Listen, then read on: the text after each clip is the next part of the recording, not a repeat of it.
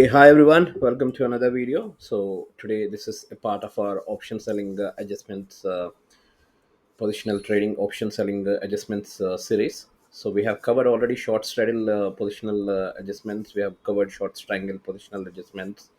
We also covered directional strategies like bear call spread, bear put spread, bull call spread, bull put spread adjustments on a positional trade.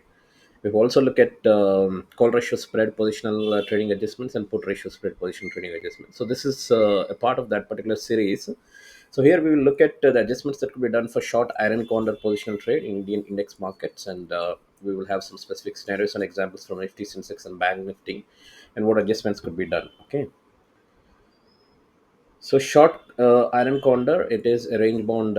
It is basically you're taking a view that market will be range bound. Okay, so that's what this strategy is, and it's a non-directional strategy.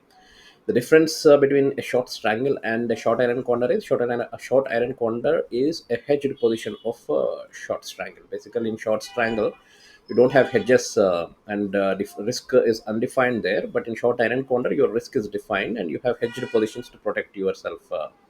That's the only difference between short iron condor and short strangle. So what's a short iron condor? Basically, you sell OTM or out of the money call and out of the money put spreads. So this is what is, and both are credit spreads. So that is what is a short iron condor. Example: if Nifty is at 20,000, you sell 20,400 C and 20,600. You buy 20,600 C and you sell 19,600 P and you'll buy 19,400 P. In short strangle, you do only this. Okay, you sell only 20,400 C and you sell 19,600 P.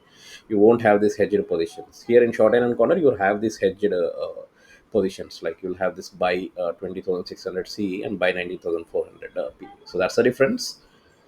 What is the view? View is market is going to be in a range until expiry and volatility will be low. So that's what is the view.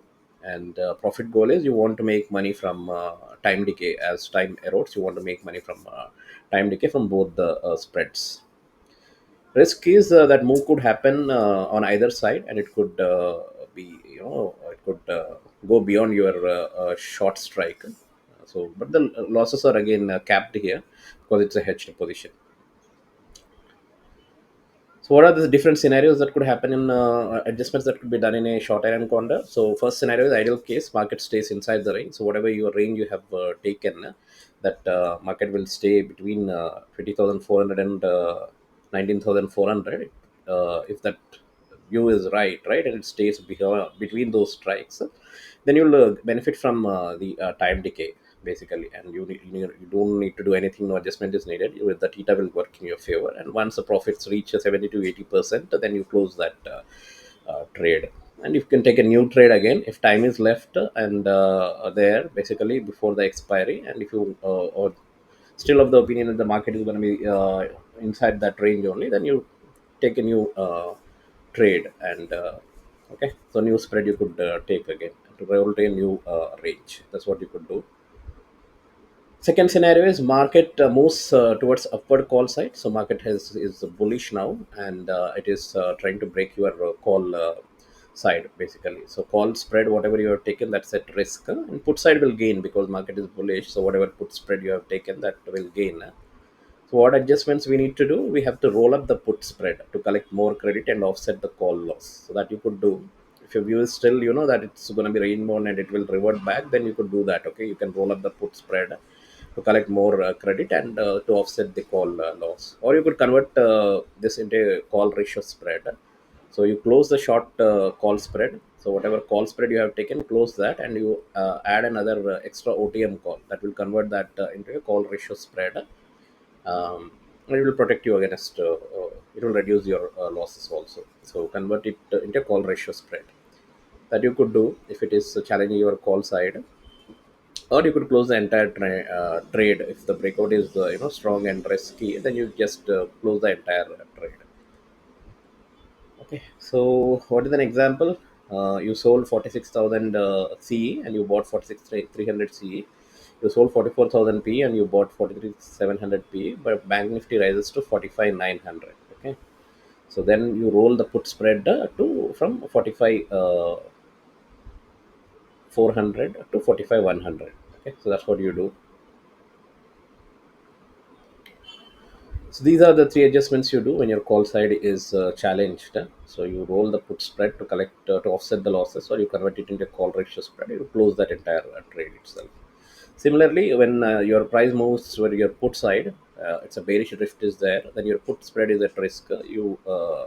But your call spread will be gaining. So you could do the same thing again. You could roll down the call spread to collect extra premium and offset the put side loss, or you could convert it into put ratio spread. You close the short put spread and you add an extra put that will convert it to a put ratio spread, or you close the entire trend if downside momentum is strong.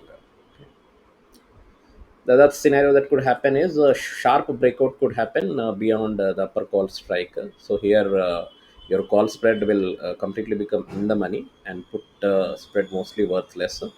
So you need to immediately close the call spread to limit the losses. Then if your outlook is bullish now, your outlook was initially that. It was range bound, right? But again, your outlook has changed. Now you feel like the market is going to be bullish. Then you open a bull call spread for the next expiry to offset the losses. Or further, you could do is you could roll up to put spread to near ATM, okay, to gain credit and partially hedge. That also you could do.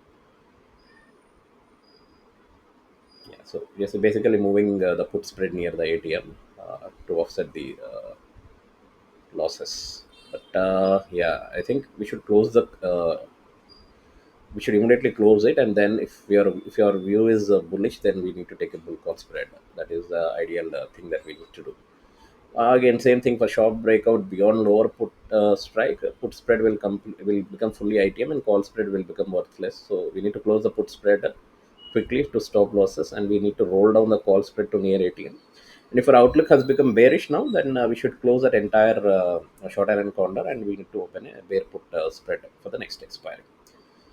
So that's what are the different adjustments for iron condor, short iron condor. It's a range bound strategy, and when you feel that the market has is not range bound and it becomes either bearish or bullish, then you open a bear put spread or a bull. Uh, you know,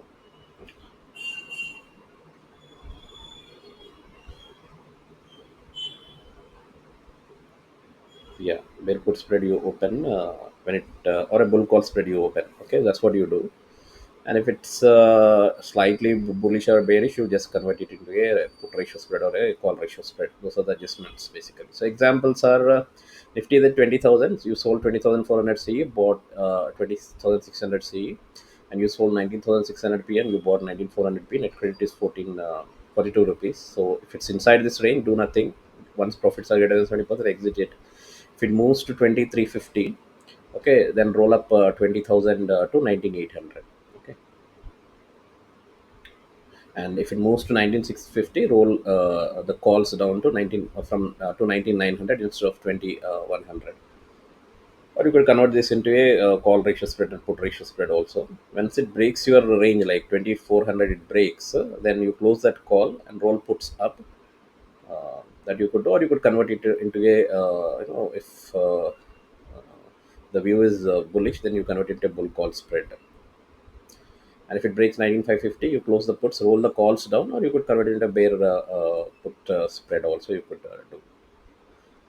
So those are the adjustments, guys, and similar examples are there for Bank Nifty and Sensex. So what we are doing is, once if it's inside the range amount, we are holding it, we're taking the profit and moving. And if it's slightly near our break evens, then we are just moving the opposite side to the ATM. If it's breaking our range, then we're changing our view and taking either a bullish or a bearish position. Then that's it. Risk management is best entered when IV is high here, and it's expected to drop. Okay, and